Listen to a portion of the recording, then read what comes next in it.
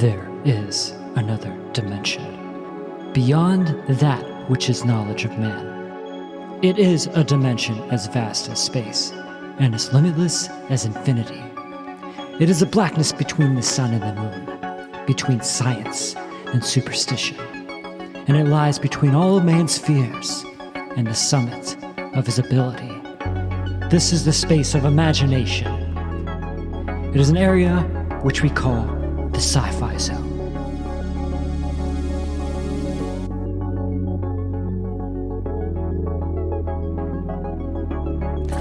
A plan unlike any other plan. The year is 2007, and the journey into the shadows we're about to discuss could be our journey.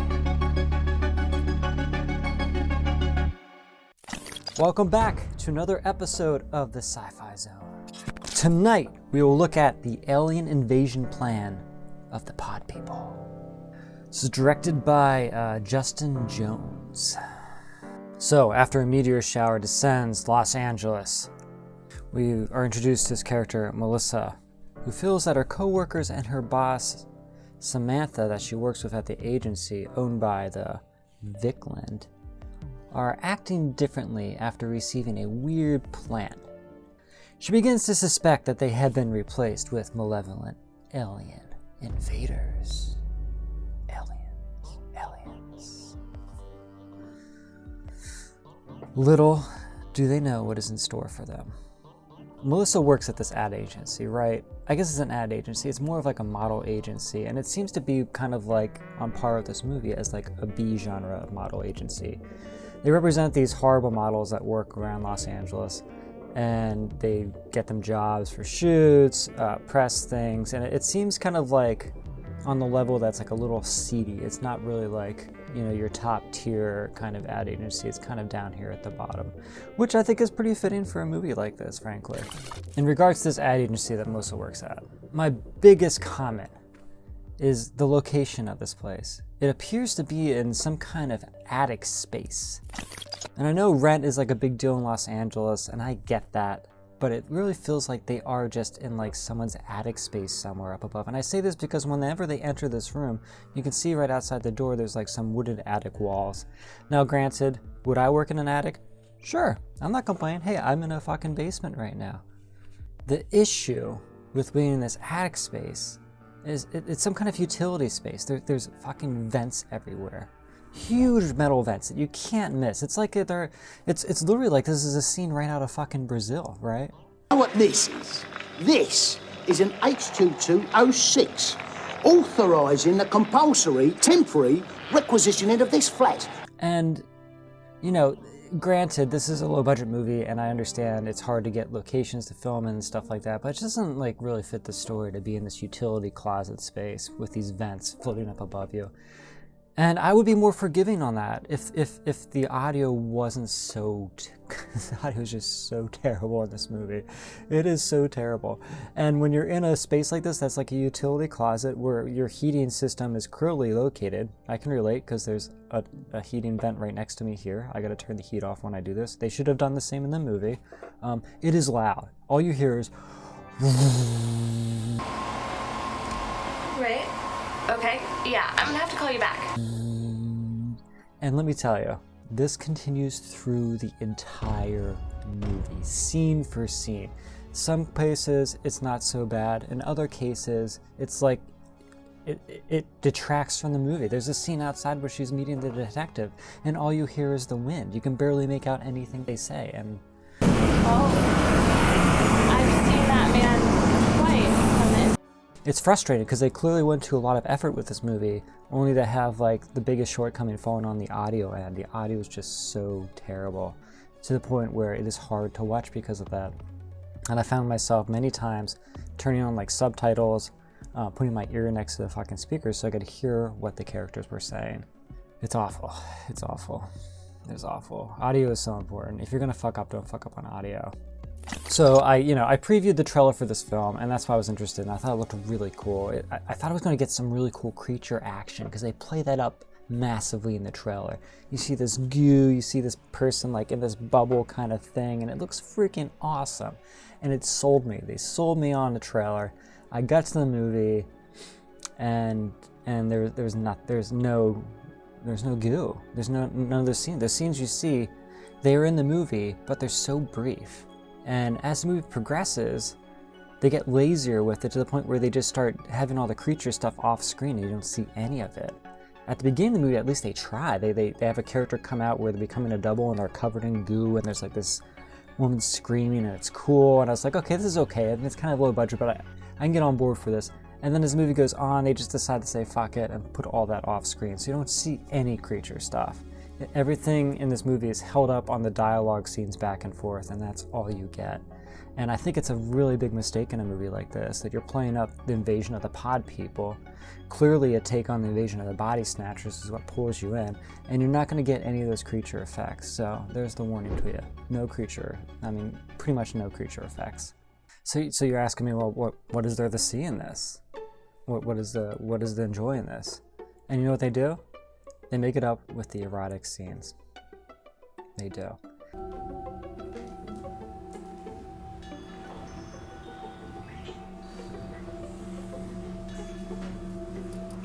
And to some extent, they're pretty good. They're pretty hot. Okay, they're pretty spicy. I mean, there was this one scene that went on for a good 10 minutes. It was like a montage, a bunch of women just kissing each other, and it was just like, the whole thing with the invasion of the pod people that they play up in this is the erotic aspects. There's all these sequences of eroticism layered in, which I liked. I thought that was a cool idea for a movie this caliber, in a B genre. I think that's great because you want to have these elements that are going to attract to make up for the shortcomings of other parts of the movie. My biggest problem with these erotic scenes is pretty much every erotic scene in this movie starts with a character in a situation where it's unwanted. Mainly Melissa. Melissa is in this relationship with her husband, and every time they're in some kind of erotic scene, she seems like she's just trying to get out of it, like she's trying to escape, like she doesn't want to be in it. And then it kind of leans into this oh, well, this isn't really just hot sex, this is more just sexual assault on Melissa. Melissa's really traumatized by these things being placed on her. And then the whole movie, every scene is these sexual scenes being placed on Melissa, and it makes you feel bad because you know she's going into it and she's not interested in this, but they're forcing it on her anyway, and then it just kind of ruins the whole fun of those elements. I felt bad for her. I mean, she was a victim in these scenes. Did you see this scene with her husband here? I mean, look at him.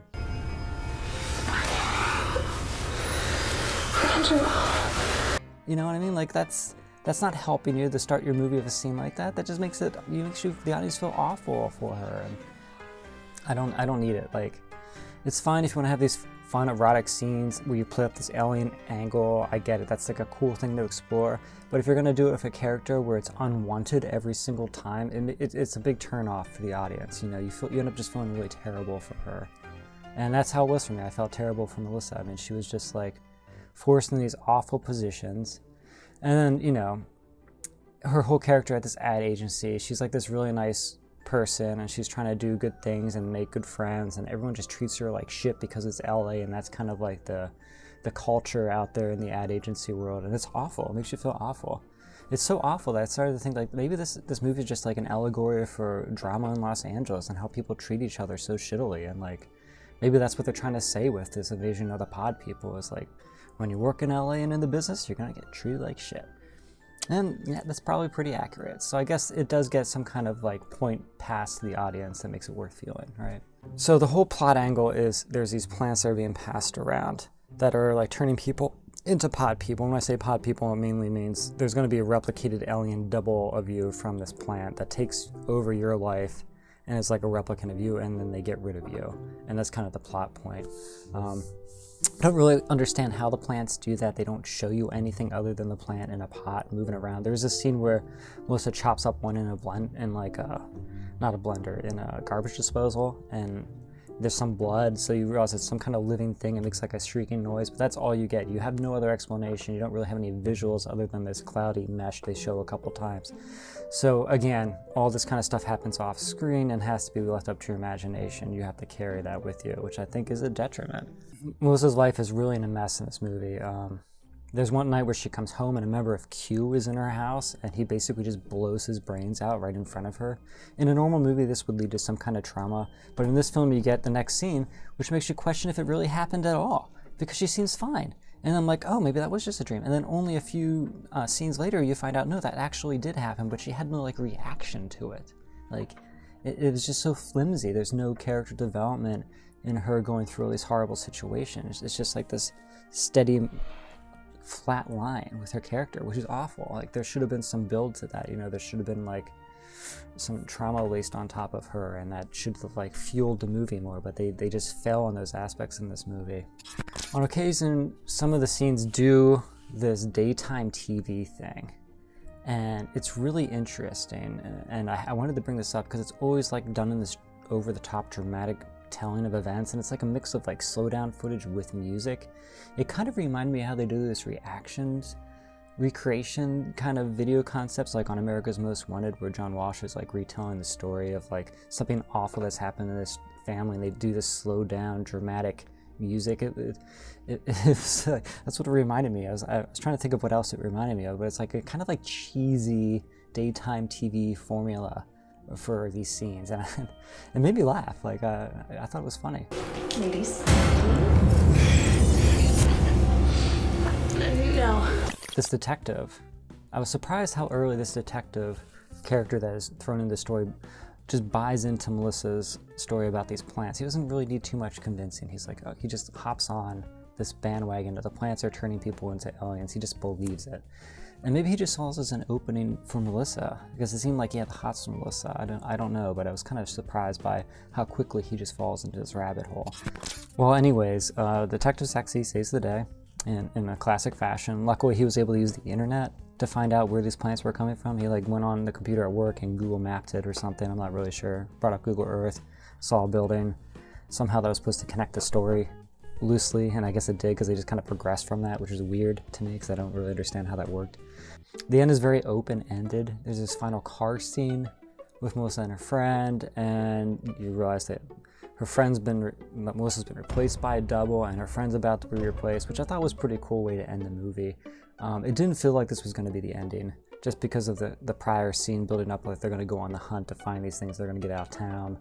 And I'm fine with a movie like this ending open-endedly. I think it's good to have questions up in the air, because you don't really know if these aliens are going to succeed with taking over the world and replacing everybody, and you don't know if Melissa and her friends are really going to get out of this horrible situation. I think it's a fun way to end something like this. It lends itself well, so that was good. I thought they kind of figured out a way to end this where everything's in the air and it works for the story. Overall, it was a weird movie. A lot of the movie had to carry itself on the dialogue scenes and their interactions and you following the story. A lot of kind of loose end stories, and I just felt like, as I said earlier, this could have really used with some of those creature effects, could have helped, brought the story up to a level that was more enjoyable and like a bad movie kind of vibe. It felt more like just a dramatic drama without those elements, and done kind of poorly. I should mention the lighting in this movie was actually pretty great at times. It seemed like they put a lot of effort in that, and then sometimes, again, you'd cut to a story and someone's not even lit in like a dark corner, and I'd be like, oh, okay, that's interesting, because they spent so much time lighting this scene. Maybe it was just like a time thing or not, but I really enjoyed when the lighting was done well. You know, the blue lighting, things like that really added to the story in like a sinister, creepy alien plot invasion way, which I enjoyed. So that brings me to the end of Invasion of the Pod People. Would I recommend it to view by yourself? I kind of say, I mean, I wanted to really like this. I felt like it had a lot of rhythmic and pacing issues. I couldn't find that drive to keep wanting to keep watching it without those creature elements, without the things it was kind of lacking. So I kind of say maybe. Like, if it sounds interesting to you, go check it out. Otherwise, I think you'd easily pass on this one. Now, as a group, would I recommend this as a group? Yes, I would. Why do I recommend it as a group? Because if you watch it with your friends, you're going to be constantly wanting to pause it and talk about these things, and these things like, can you believe that just happened? You know, they have these funny moments that you can laugh out loud with your friends. I think that's what it does successfully in a bad movie scenario. This is a good one to watch as a group. So with that, thank you for joining me here for another exciting episode on the Sci-Fi Zone, and hopefully we'll catch you back here soon. Watch some more great science fiction classics. Classics in the making. B-movie classics. Yeah. A plant from another world infused roots into a system where people are slowly replaced. Humankind erased. A new life form in its place. Forever changing in the Sci-Fi Zone.